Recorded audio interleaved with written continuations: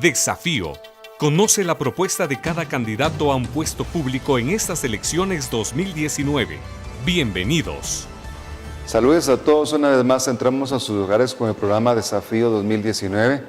En esta ocasión estamos entrando a una nueva temporada donde estaremos presentándoles a ustedes los candidatos a diputado de las diferentes agrupaciones políticas en este día. Contamos con la presencia de los representantes del Partido Humanista, a quienes agradecemos el tiempo que nos han cedido, y queremos entonces en este día presentar al candidato a diputado. Le dejamos un tiempo para que nos dé su nombre y nos hable un poco acerca de su trayectoria política, y luego estaremos entrando ya en materia algunas propuestas que ellos como partidos traen para poder legislar Guatemala. Así que bienvenido en este día, el tiempo para usted. Gracias, muy amable. Es un gusto poder estar acá. Gracias por la invitación. Verdaderamente lo ha dicho nuestro candidato presidencial, la participación es muy importante y en estos momentos aprovechar cada momento.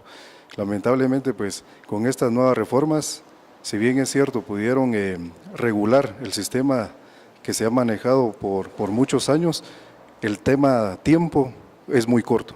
El tema de 90 días de proselitismo, 90 días de campaña, pues permite prácticamente tener una línea delgada en tener este tipo de participación para poder exponer las propuestas.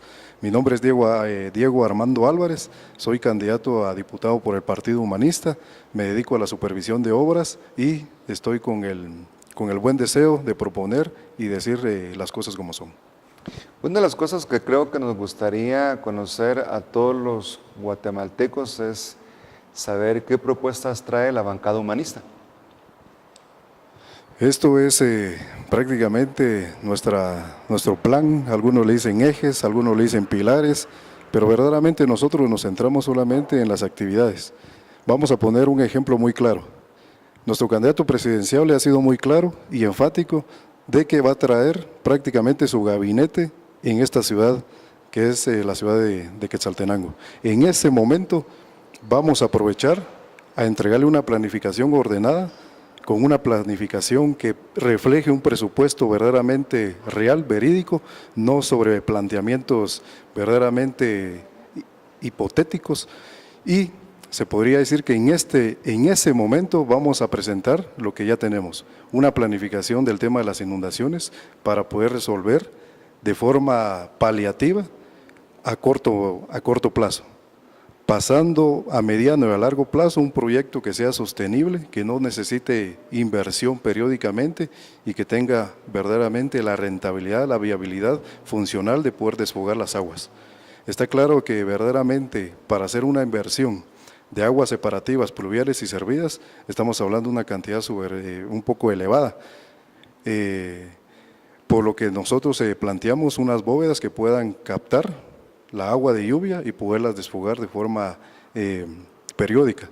Pero se necesita el contacto directamente con el presidente y esa es la línea que nosotros manejamos, el compromiso y la responsabilidad y ante todo la lealtad de poder tener esa comunicación de forma directa. Y es ahí nuestra parte mediadora, presidente, diputados y nuestro alcalde, candidato a alcalde Juan Fernando López, para tener esa gestión. Recuerde que lamentablemente siempre hemos tenido ese tropiezo como ciudadanos, como partido, cuando no hay verdaderamente un objetivo y un pensamiento ideológico sobre una línea de trabajo. Es decir, el presidente trabaja con sus ministros independiente en el departamento y el alcalde completamente independiente, se podría decir, con el presidente. En esta propuesta le apuntamos a la coordinación, al proyecto literalmente en línea, para poder tener esa comunicación y no sobrevalorar las obras, que el presidente se dé cuenta el tema de inversión, que pueda traer su maquinaria, por ejemplo el ministro de Comunicaciones, y poder ejecutar verdaderamente un presupuesto eficaz y eficiente, no sobrevaloraciones. No estamos en contra literalmente de las sobrevaloraciones, y prueba de ello es de que cuando estuvimos en representación de los consejos, en representación del COCOE de los Altos de la zona 5, llevamos 6 planificaciones con el doctor Barrientos Pellecer, un presupuesto que verdaderamente cumplía las cotizaciones, precios, costos reales, pero no entendíamos por qué ningún proyecto se ejecutaba en nuestro sector. Pero hoy nos da la razón, la justicia nos da la razón, faltaba el 40%. Y no lo digo yo, es un constructor que ahora señala al Consejo o a Barrientos Pellecer que le devolvía 20, 30 hasta el 40%. Entonces eso es bastante doloroso para nosotros como quetzaltecos, porque ese tema inversión estuviéramos nosotros como una ciudad más emergente, una ciudad más competitiva, una ciudad más desarrollada, pero debido a esa corrupción, a esa captación se podría decir, pues lamentablemente no hay ningún proyecto que nos dignifique como quetzaltecos. Una de las cosas, pensemos en el peor de los casos, y es interesante lo que usted decía, el poder trabajar de la mano con el gobierno central, pero si un momento dado el candidato de ustedes como para presidente no quedara como presidente, ¿cómo sería la manera de trabajar con un gobierno central que no estaría quizá dentro de las mismas filas del partido que ustedes representan? Que en un momento dado es el problema que hemos tenido en Quetzaltenango, que hay un desligue del gobierno local con el gobierno central por intereses o cuestiones políticas. Es correcto, ahí es donde se fractura prácticamente este rompecabezas. Es por eso que, por ejemplo, si analizamos el comportamiento administrativo de este alcalde, verdaderamente el partido de Encuentro no tenía un lineamiento ni presidenciable ni diputados, prácticamente estaba abandonado. Bajo este ejemplo, los diputados también se toman la decisión por trabajar individual, igual el presidenciable, pero ahí es donde entra la parte de visión, misión y la parte ideológica de nuestro partido. Verdaderamente es el comportamiento donde entra a trabajar, que sería la calidad de persona, que seríamos nosotros. Nosotros le apuntamos a las propuestas verdaderamente verídicas, y prueba de ello, primeramente Dios, si nos da la bendición, nuestro trabajo en línea. Si por una o dos situaciones, pues, el comportamiento político reflejara malos resultados o resultados negativos, pues verdaderamente tenemos una propuesta, un planteamiento dentro de nuestra planilla, se podría decir, o candidatos dentro de los 7 diputados, manejar, y es ahí donde entramos para manejar una propuesta a nivel social, una propuesta a nivel de beneficio, a nivel común, y es el fortalecimiento de la Universidad de San Carlos. El fortalecimiento verdaderamente se reflejó el año pasado, cuando los diputados violaron la Constitución de la República, no asignándole no menor el 5% de presupuesto a la universidad.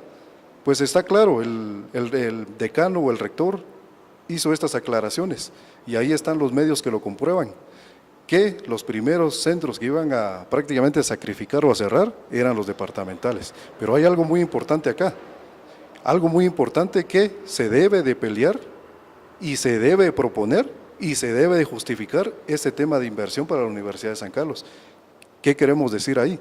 Estamos apuntándole a la juventud que se le ha negado el tema estudiantil o el tema de preparación académica universitaria o superior, que al final no estamos cumpliendo con el derecho a igualdad, que al final unos entran, les están prácticamente dando la oportunidad y otros se le están negando. El joven nunca se le va a acercar al papá, me siento un poco mal, me siento un poquito bajo de autoestima, pero ese es un daño psicológico. Ahí es donde empezamos a cortar prácticamente el desarrollo del país, porque si lo vemos a nivel competitivo, la pregunta sería, ¿estaremos compitiendo a nivel de universidades a través de profesionales en el tema a nivel internacional con otros países? ¿Seremos competitivos? No, lo estamos viendo desde un enfoque a nivel departamental, a nivel nacional, que lo vemos normal, y es un sistema que no es así, es un sistema que nos han adaptado verdaderamente, que es ahora no de rebelarnos, sino pedir esos derechos. El examen de admisión es un candado que antiguamente en los años 90 no existía. Al final, todo el estudiante que se acercaba, las puertas las tenía abiertas. Pero hay otro factor muy importante. Cuando los diputados también hicieron mención sobre el tema de planificación, sobre los gastos de administración o funcionamiento, la universidad verdaderamente se detuvo. No han revelado verdaderamente los gastos de administración. Pero ¿cuál es el punto? Ni los diputados respetan la Constitución, los diputados ni siquiera ven el proyecto o el beneficio o el señalamiento o el impacto que perjudica al joven como la universidad. El más afectado acá somos nosotros los jóvenes, son nuestros futuros niños, son nuestros futuros jóvenes, son nuestros futuros prácticamente líderes o administradores de la patria. Bajo ese entendido, hay otro ejemplo muy claro. ¿Por qué no se revela también el tema de justificación de gastos administrativos o un planteamiento de administración o de funcionamiento, por ejemplo, el tema militar. Estamos viendo que son indemnizados con más de 55,000 quetzales. ¿Cómo es posible que para esos tema de ministerio sí tenga prácticamente un fortalecimiento? Y ahí es donde decimos que no vamos a inventar o a modificar, porque los acuerdos de paz son muy claros. Los acuerdos de paz argumentan y dicen literalmente que se tiene que empezar a partir de esos años 95 a reducir paulatinamente el tema de inversión, pero no. Hoy nos acercamos y vemos en las publicaciones, por ejemplo, un Morales que le da fortalecimiento en especies, maquinaria, convoys, combustible. Entonces, a nuestros jóvenes, ¿qué es lo que les estamos inyectando? Entonces, la pregunta sería para todos los quetzaltecos, y no solamente para los quetzaltecos, sino a nivel departamental, a nivel nacional, porque cuando exista esa inversión, creo que vamos a ser más competitivos. El joven va a tener más oportunidades y con educación vamos a interpretar más la administración, vamos a interpretar un poco más la planificación y vamos a entender cómo es que se debe plantear las necesidades bajo una línea, proyección o planificación profesional o académica, que seamos un poco más prácticos, pero debido a una falta de educación, al final pues vemos que el sistema está normal y que es así como funciona cuando el sistema está verdaderamente colapsado. Una de las cosas que creo yo que es interesante para todos los ciudadanos guatemaltecos, porque estamos hablando de la representación de un equipo de trabajo, como en este caso la bancada humanista. Sabemos que el trabajo de los diputados conlleva a legislar ciertas leyes, a darle seguimiento a algunas leyes que quizá ya están dentro de la agenda y otras leyes que quizá están para ser modificadas, otras leyes que se quieren implementar dentro de nuestro país.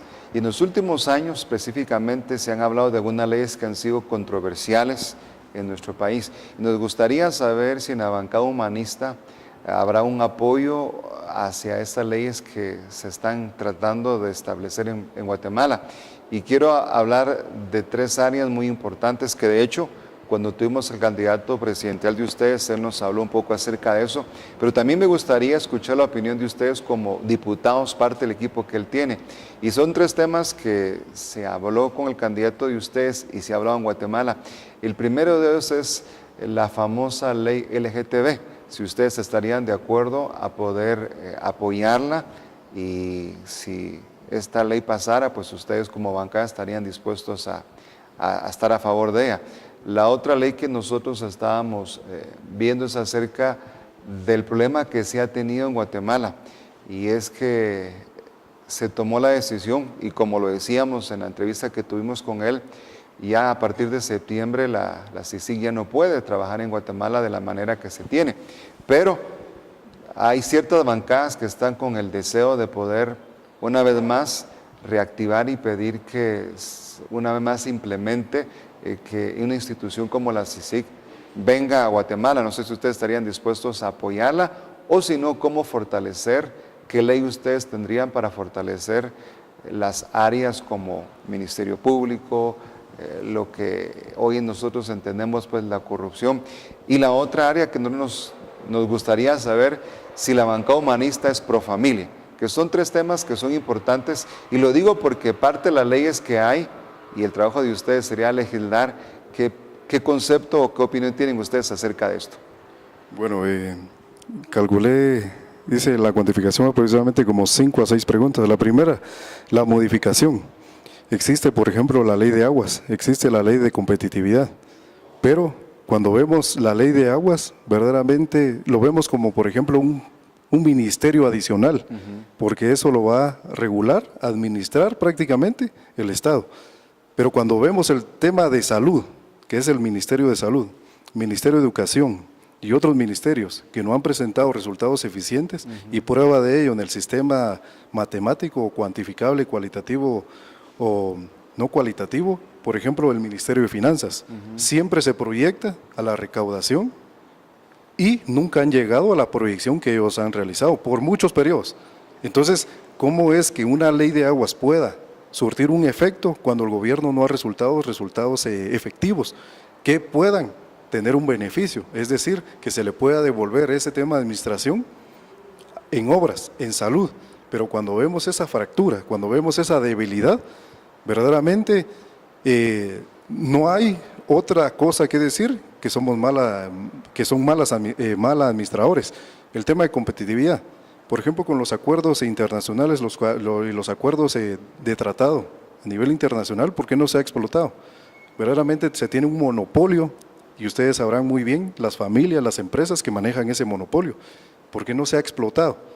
La ley de competitividad es otro factor muy importante que va a fortalecer el tema de micro, medianas empresas, pero a medida que al final ahí sí que por conveniencia propia, no sea la misma recaudación para los empresarios mayores, es por eso que también está detenida.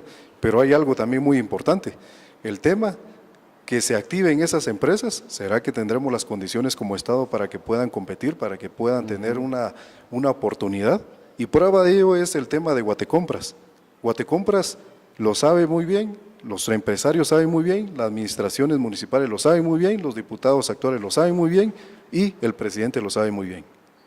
Verdaderamente, Guatecompras, a usted, que es mi amigo, usted que ha trabajado, usted que me apoyó en la campaña, yo le doy un techo presupuestario. Yo le doy el tiempo determinado para que usted pueda subir o licitar o colgar su propuesta o su oferta. Adicional de esto, las juntas licitadores municipales son el mismo grupo municipal. Adicional de esto, ¿cómo es posible que al final sean las mismas empresas que tengan esta oportunidad? Entonces vemos ahí que hay una debilidad. Nadie lo menciona porque al final el sistema lo vemos normal. Entonces ahí es donde las pequeñas y medianas empresas no pueden competir. Si bien es cierto, no van a tener el capital suficiente, pero al final el derecho de oportunidad no es igualitario.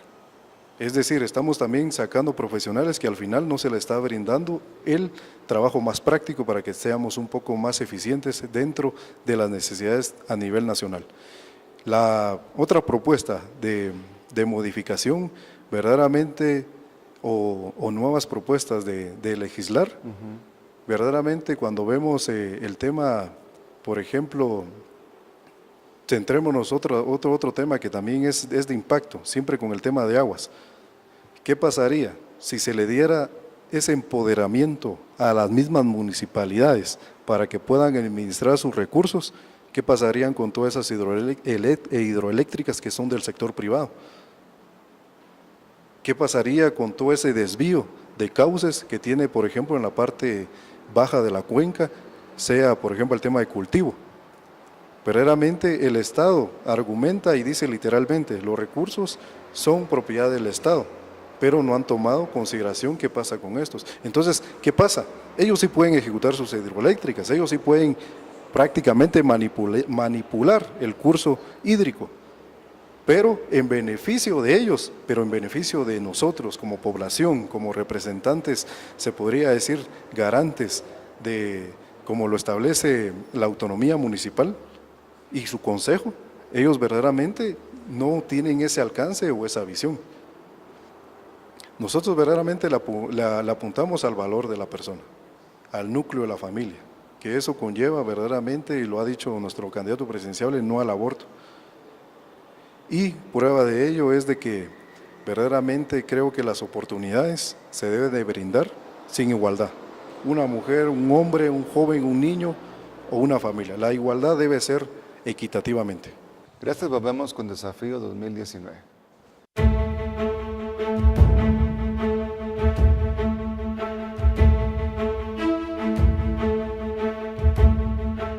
Continuamos con Desafío 2019. Este día contamos con la presencia de un representante de la bancada humanista, Diego Armando Álvarez. Creo que hemos tenido la participación donde de una manera puntual nos ha presentado algunas de las propuestas que ellos traen para poder legislar en el Congreso de la República de Guatemala. Agradecemos a la bancada humanista, a sus representantes por darnos este tiempo. Sin duda alguna es importante que todos los guatemaltecos conozcamos quiénes nos van a representar, cuáles son las leyes que ellos también quieren fortalecer, cuáles son las leyes que también ellos están en contra. Y es bueno que usted como ciudadano guatemalteco conozca para que este 16 de junio podamos emitir un voto consciente y el voto que hagamos Como siempre se ha dicho, es secreto, pero el día que usted vote, vote consciente que la persona que usted va a elegir es la persona que llena las cualidades y características para representarnos de la mejor manera. Una de las cosas que Desafío siempre ha hecho es poder no solo presentar las posturas de los candidatos, sino también desafiarlos a ellos. Dice la palabra de Dios que no hay autoridad que ha sido puesta, sino es puesta de parte de Dios. Y también dice que los que ejercen autoridad lo hagan de una manera sabia, ordenada. Y es por eso que en esta hora queremos hacer la entrega, Diego Armando, de este recuerdo. Yo creo que por sobre todas las leyes que puedan existir, siempre habrá una ley superior, y es la ley del conocimiento y de la gracia que viene de parte de Dios. Yo creo que si ustedes como bancada llevan esos principios, creo que podremos tener un Congreso distinto al que hemos anhelado los guatemaltecos y podemos tener buenos representantes, valga la redundancia, que nos representen de la mejor manera en las áreas que nos tienen que representar. Así que queremos agradecerle este tiempo. Quiero entregarle este recuerdo en nombre de todo el equipo que hace posible este programa. Y quisiera, antes de dejarle las últimas palabras, quisiéramos elevar una oración, no solo por usted, sino por todos aquellos compañeros que lo representan en esta campaña política, que como lo hablamos fuera de cámaras, este año es muy complicado, pero esperamos en el Señor que este 16 de junio veamos una Guatemala distinta, diferente, y que las personas que Dios permita que queden nos representen bien. Únase conmigo allá donde usted está. Amado y buen Dios, queremos darte gracias este día por la oportunidad que nos das de poder estar en este lugar. Pero gracias porque nos permite, Señor, tomarnos un tiempo por todas aquellas personas, Señor, que en un momento nos han de representar. Somos conscientes, Señor, que eres tú el que eliges, el que pones. Y sabemos que en tu soberanía, Señor, ya está. ¿Quiénes son los próximos gobernantes de este hermoso país? Oramos por la bancada humanista, oramos por Diego Armando, por el partido que él representa. Señor, pedimos que las personas que nos han de representar en el Congreso nos representen de la mejor manera. Que todas las leyes que van a legislar las hagan, Señor, bajo tu gracia, bajo tu sabiduría. Y que las leyes, Señor, que se tengan que aprobar o se tengan que desaprobar, sean leyes siempre que vayan conforme a tu voluntad y a tu propósito. Porque anhelamos una Guatemala mejor. Gracias por este tiempo. Les bendecimos a ellos, Señor. Y creemos firmemente lo que tu palabra nos recuerda y nos enseña, Señor, que aquel país, aquella nación que tiene hombres con tu temor, serán naciones que vivirán en paz. Y eso anhelamos para nuestra Guatemala. Gracias por este tiempo, te alabamos y te bendecimos en el nombre de Jesús. Amén y amén. Gracias, Diego Armando, por estar con nosotros, al Partido Humanista por estar este día en representación, y le dejamos un tiempo para sus últimas palabras a todos los que nos ven. Muchas gracias, pastor, gracias por el recuerdo. Verdaderamente también creemos mucho en Dios, tenemos mucha fe, mucha fiabilidad a Él y mucho temor también. Algo muy importante para los quetzaltecos que estamos dentro de esta localidad: soy ciudadano quetzalteco, crecí acá, pero cuando vemos el incremento de la energía eléctrica que no nos han considerado y no hubo un estudio socioeconómico, una proyección sobre la capacidad de poder generar recursos para tener esta cancelación, cuando vemos el incremento, si estuviéramos hoy en el año 2026, hoy estuviéramos pagando prácticamente un poco más de 1.90 centavos el kilovatio. El tema de la recolección hubo un aumento, el tema de alumbrado público hubo un aumento. Se habla también de un tema de un aumento del agua potable, y al final son 4 considerandos o 4 variables que verdaderamente es demasiado la carga, que si lo vemos a largo plazo no sabemos si todos nuestros ciudadanos quetzaltecos van a tener la capacidad de poder cancelar estos servicios. Si bien es cierto que están un poco bajos, argumentan ellos, pero al final no se han visto los resultados verdaderamente eficientes y efectivos. Bajo ese punto, verdaderamente estamos en una ciudad decayente, cuando vemos una infraestructura también que verdaderamente no hay ninguna obra que nos dignifique, que no hay una obra que se proyecte a más de 20 a 25 años de vida y que a los 2 años o menor esté fisurado, fracturado un concreto, un pavimento, pues al final es un mal control de calidad. Es por eso que nosotros pedimos el apoyo, pedimos el voto para el Partido Humanista. Quizás van a tener otras propuestas, quizás van a tener otros candidatos y al final es bueno la información, es bueno también el análisis y la invitación de poder escuchar las propuestas partidarias. Pero en esta situación estoy en representación del Partido Humanista y le pido a la población el apoyo y el voto de confianza a través de las urnas este 16 de junio. Mi nombre es Diego Álvarez y verdaderamente, si Dios nos da la bendición, que no esperemos cambiar. Muchísimas gracias y gracias por la invitación. Muchas gracias a todos ustedes, Dios los bendiga, nos vemos en una próxima con Desafío 2019. Gracias por tu sintonía. ¿Dudas o comentarios? WhatsApp 4210-9059. Síguenos en nuestras redes sociales.